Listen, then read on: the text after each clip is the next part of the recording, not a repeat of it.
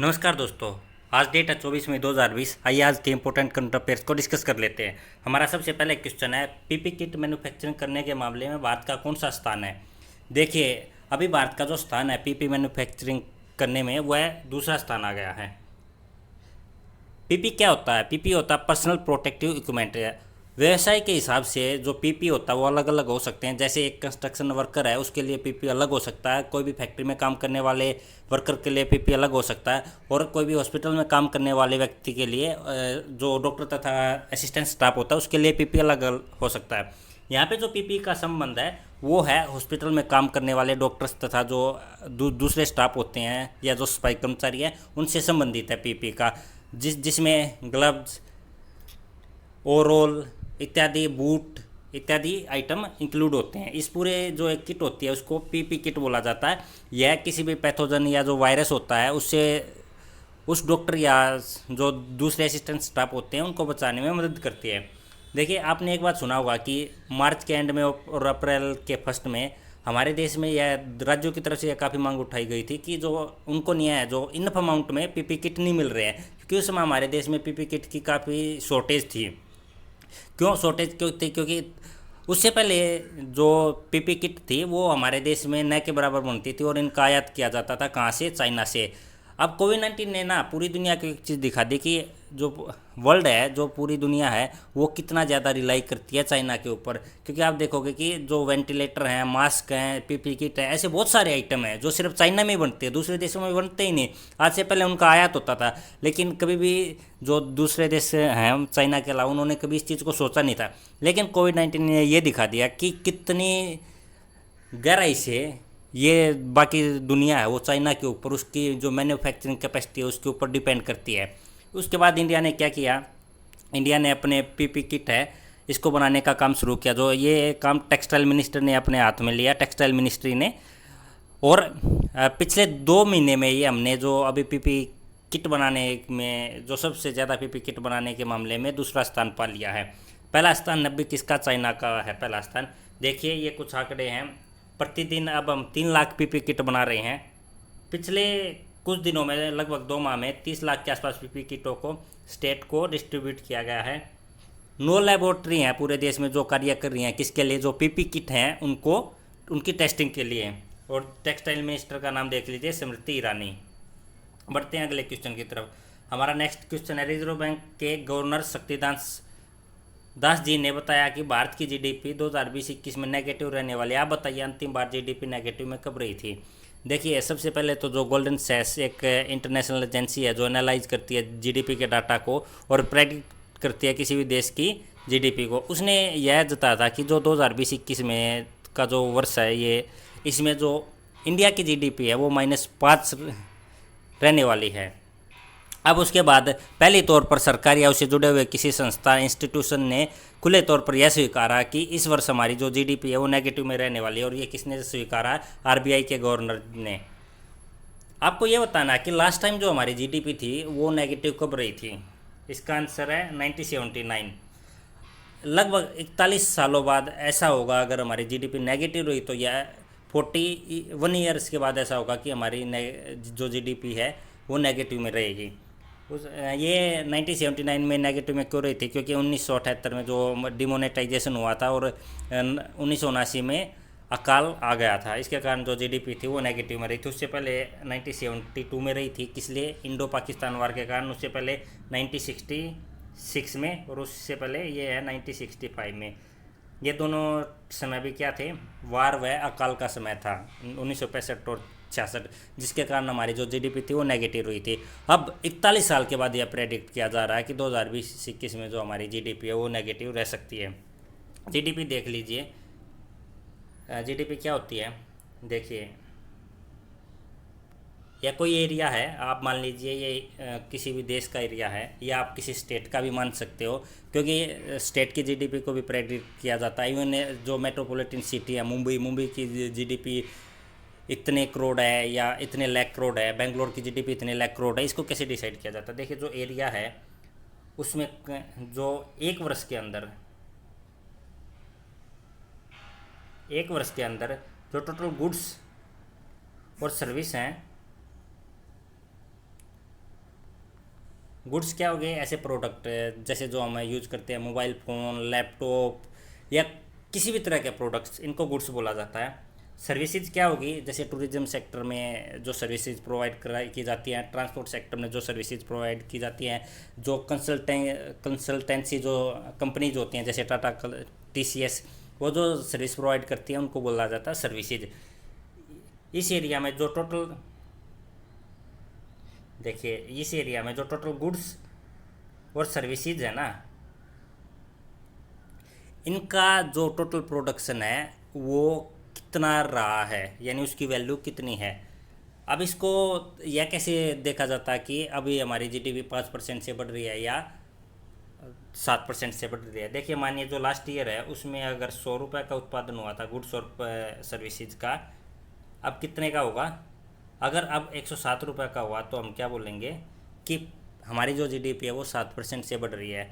अगर यह 105 होगा तो क्या बोलेंगे कि जो GDP है वो 5% से बढ़ रही है। इस हिसाब से इसको डिसाइड किया जाता है। अगर यह नेगेटिव में चला जाता है, पिछले साल अगर 100 था और इस साल अगर 95 रहेगा, तो क्या हम क्या बोलेंगे कि जो GDP है, GDP की जो ग्रोथ रेट है वो नेगेटिव में रहने वाली है। क्वेश्चन नंबर 3, हाल ही में किस देश ने ओपन स्काई ट्रीटी से बाहर निकलने का फैसला किया है? देखिए मैं इसके बारे में आपको थोड़ा इसका इतिहास बता देता हूँ। देखिए काफ़ी बार ना जो किन्हीं भी दो देशों के बीच में जो टेंशन है ना, वो सिर्फ अफवाहों के बेस पे ही हो जाती है। अफवाह कैसे उठती हैं कि जैसे ये इंडिया है और ये चाइना है। अब अफवाह उड़ी कि चाइना अपनी जो आर्मी है उसको मोबिलाइज कर रहा है और अपने बॉर्डर पे मिसाइलों को तैनात कर रहा है और वह इंडिया पे हमला करने वाला है। अब यह अफवाह उड़ेगी तो इंडिया क्या होगा? इंडिया के मन में शंका उत्पन्न होगी और वह भी अपनी तैयारी करेगा और जो रिलेशंस हैं वो ख़राब होंगे, मिसअंडरस्टैंडिंग होगी और इसी के कारण इन पास्ट कई बार देशों के बीच में युद्ध भी हुआ। इसी मिसअंडरस्टैंडिंग को दूर करने के लिए, एक मिनट, इसी मिसअंडरस्टैंडिंग को दूर करने के लिए क्या किया गया? जो ओपन स्काई ट्रीटी है उसको साइन किया गया था, या 34 देशों के बीच में इस ट्रीटी को साइन किया गया था। और इनमें है मेनली, आप यूरोप के मैक्सिमम कंट्री देखोगे, रसिया, कनाडा, USA, ये मेन कंट्री हैं, आप याद रखिए। अब इसमें मिसअंडरस्टैंडिंग को कैसे दूर किया जा सकता था? जैसे ये अफवाह उड़ी कि आप कंसिडर कीजिए कि चाइना, जैसे हमने एग्जांपल लिया कि चाइना अपनी आर्मी को मोबिलाइज कर रहा है, तो यह ट्रीटी है ना, यह सुविधा उपलब्ध कराती थी कि जो देश है, भारत अपने जो एयरक्राफ्ट है, अनार्म्ड एयरक्राफ्ट, चाइना की सीमा में किसी भी समय उसको पहले बताकर कि हम ऐसे ऐसे निगरानी, एक बार आपका सर्विलेंस करना चाहते हैं, अपने जो एयरक्राफ्ट है उनको भेज सकता था और चेक कर सकता था कि क्या वाकई में चाइना अपनी आर्मी को मोबिलाइज कर रहा है या नहीं कर रहा। इससे जो मिसअंडरस्टैंडिंग थी उसको दूर किया जा सकता था, इसीलिए इस ट्रीटी को साइन किया गया था। अब क्या कंटेक्स्ट क्या है? अमेरिका ने इस ट्रीटी से बाहर निकलने का फैसला किया क्योंकि अमेरिका ने रसिया के ऊपर ब्लेम किया कि रसिया इस ट्रीटी का सम्मान नहीं कर रहा है। यह मैंने आपको बता ही दिया। इस ट्रीटी साइन हुई थी 1992 में और ये फोर्स में कब आई थी? 2002 में। टोटल कंट्री कितनी है? 34। अगला क्वेश्चन देखिए, RBI ने रेपो रेट को घटाकर कितना कर दिया है? सबसे पहले आप रेपो रेट देख लीजिए। रेपो रेट क्या होती है? रेपो रेट RBI बैंकों को जब उधारी देता है तो जो वह रेट चार्ज करता है ब्याज के रूप में, उसको बोलते हैं रेपो रेट। और रिवर्स रेपो रेट क्या होता है? जब बैंक RBI को उधारी देते हैं तो तब बैंक क्या चार्ज करते हैं, यानी मीन्स जो RBI है वो कितना ब्याज देगा बैंकों को उस उधारी के बदले, उसको क्या बोला जाता है? रिवर्स रेपो रेट बोला जाता है। देखिए ये किसी भी जो देश होता है ना, जो उनकी सेंट्रल बैंक होता है, उसके ये मॉनेटरी टूल्स होते हैं, इनके द्वारा वो इन्फ्लेमेशन यानी महंगाई और मंदी को कंट्रोल करते हैं। महंगाई को कैसे कंट्रोल करते हैं? रिवर्स रेपो रेट के द्वारा। महंगाई कब होती है? देखिए अगर लोगों के पास ज़्यादा पैसा आ जाएगा तो क्या होगा? महंगाई शुरू हो जाएगी, महंगाई बढ़ना शुरू हो जाएगी, क्योंकि ज़्यादा पैसा आएगा तो क्या होगा? लोग खर्चना शुरू करेंगे, डिमांड बढ़ेगी, डिमांड बढ़ेगा तो क्या होगा? किसी भी चीज़ की डिमांड बढ़ी तो महंगाई ऑटोमेटिकली मार्केट में आना शुरू हो जाती है। अब RBI क्या करता है? RBI नहीं है, रिवर्स रेपो रेट को बढ़ा देता है ताकि जो बैंक है वो मार्केट से पैसा निकाल कर RBI को पैसा देना शुरू कर दे, क्योंकि बैंकों को फ़ायदा दिखाई देगा, बैंकों तो वहीं पे पैसा लगाएंगे जहाँ पे उनको फ़ायदा दिखाई देगा। अब RBI ने अगर रिवर्स रेपो रेट को बढ़ा दिया तो बैंकों को फ़ायदा दिखाई देगा और वो पैसा बैंक मार्केट से निकाल कर आरबीआई को दे देंगे। इससे क्या होगा, मार्केट में पैसे की कमी हो जाएगी, और पैसे की कमी हो जाएगी तो क्या होगा, फिर लोग खरीदना कम कर देंगे और जो महंगाई है वो कम होना शुरू हो जाएगी। जो रिवर्स रेपो रेट जो रेपो रेट होता है वो मंदी से पार पाने के लिए यूज किया जाता है। अब मंदी में क्या होता है कि डिमांड बिल्कुल नहीं रहती, जैसे जो अब समय है, अब डिमांड ही नहीं है। डिमांड क्यों नहीं है, क्योंकि लोगों की जो लॉकडाउन के कारण लोगों के पास लोगों की आय या तो हाफ हो गई है या कुछ को आय मिली ही नहीं, यानी लोगों की जो इनकम है उसमें काफ़ी कमी आई है। अगर इसमें इनकम में कमी आएगी तो क्या होगा, लोग खर्च नहीं कर पाएंगे। अगर पैसा होगा ही नहीं तो क्या, कहाँ से खर्चेंगे, और अगर खर्चेंगे नहीं तो उस चीज़ का डिमांड नहीं हो पाएगा, और अगर उस चीज़ की डिमांड नहीं हो पाई तो ऑटोमेटिकली प्रोडक्शन नहीं होगा और देश में मंदी आना शुरू हो जाएगी। अब रेपो रेट क्या करती है, आरबीआई ने बैंकों को पैसा देता है, आरबीआई उस रेपो रेट को कम कर देता है, यानी जो बैंकों को पैसा मिल रहा है ना वो उन्हें कम ब्याज दर पे मिल रहा है। अब बैंक क्या करेंगे, अगर उनको कम ब्याज पे पैसा मिल रहा है तो वो जो पब्लिक है, जो जनता है, उसको भी कम ब्याज पे पैसा देंगे, और जो जनता वो ज़्यादा पैसा लेगी, और अगर ज़्यादा पैसा लेगी तो फिर उससे क्या होगा, लोगों के पास पैसा आएगा तो लोग घर खरीदने में, किसी प्रोडक्ट को खरीदने में, या जो ऐसी मार्केट में उस पैसे को लगाएंगे, और उससे क्या होगा, अगर मार्केट में पैसा आएगा तो कंजप्शन बढ़ेगा, डिमांड बढ़ेगी और प्रोडक्शन होगा, और महंगाई से पार पाया जा सकता है। इसका मतलब ये रेपो रेट और रिवर्स रेपो रेट क्या होते हैं, महंगाई और इससे बचने के टूल होते हैं, पार पाने के टूल होते हैं। देखिए अगला क्वेश्चन है, हाल ही में किस राज्य ने H1N1 की वैक्सीनेशन का कार्य शुरू किया। ये हरियाणा ने H1N1 की वैक्सीनेशन का कार्य शुरू किया है। जो H1N1 जो इन्फ्लुएंजा होता है, ये इसके जो सिम्टम्स होते हैं ये कोविड-19 के लगभग बराबर होते हैं, इसलिए, और जो जनवरी से मार्च और जुलाई से सितंबर के माह में जो H1N1 इन्फ्लुएंजा है उसके केसों में बढ़ोतरी होती है। इसलिए हरियाणा गवर्नमेंट ने प्रिकॉशनरी मेजर लेते हुए पूरे स्टेट को H1N1 की वैक्सीनेशन देने का फैसला किया है। क्योंकि कोविड-19 की तो कोई वैक्सीन है नहीं, लेकिन H1N1 की वैक्सीनेशन है, इसलिए इसको जो स्टेट है उसके सभी लोगों को, पूरे स्टेट को वैक्सीनेटेड करने का प्लान बनाया। सबसे पहले इस योजना में जो फ्रंट वॉरियर हैं, जो डॉक्टर हैं, लगभग 13,000 स्टाफ, उनको वैक्सीनेटेड किया जाएगा। बढ़ते हैं अगले क्वेश्चन की तरफ। अगला क्वेश्चन हमारा, आयुष्मान भारत योजना के अंतर्गत लाभार्थियों की संख्या कितनी हो गई है। देखिए इससे पहले हम आयुष्मान भारत स्कीम को देख लेते हैं। इस स्कीम को 13 सितंबर 2018 में प्रधानमंत्री मोदी जी के द्वारा लॉन्च किया गया था। यह सेंट्रल गवर्नमेंट की एक फ्लैगशिप योजना है। इसके द्वारा लगभग 10 करोड़ फैमिली यानी 50 करोड़ लोगों को मुफ्त में स्वास्थ्य बीमा उपलब्ध कराया जाएगा, और उसकी जो वैल्यू कितनी होगी, 5 लाख रुपये पर फैमिलीज के तक का जो स्वास्थ्य बीमा वो उपलब्ध कराया जाएगा। इसमें यह कैशलेस और पेपरलेस सर्विस प्रोवाइड करती है। जो लाभार्थी होते हैं, लाभार्थी कैसे डिसाइड किए जाते हैं, जो census socio economic caste census है 2011, उसके आधार पर, उस डाटा के आधार पर जो गरीबी रेखा से नीचे सर्वाइव करने वाले लोग हैं, रहने वाले लोग हैं, उनको ECH इसमें देखिए ई कार्ड है, उनको प्रोवाइड किए जाते हैं। और वो ई कार्ड के बेस पर जो एम्पैनल्ड हॉस्पिटल हैं, जो आयुष्मान भारत के अंतर्गत जिनको रजिस्टर्ड किया गया है, ये गवर्नमेंट हॉस्पिटल भी हैं और कुछ प्राइवेट हॉस्पिटल भी हैं, वहाँ जाकर अपना जो इलाज है वो करवा सकते हैं। इसमें कोई रेस्ट्रिक्शन नहीं है कि फैमिली साइज बड़ा है, छोटा है, आयु ज़्यादा है या जेंडर क्या है।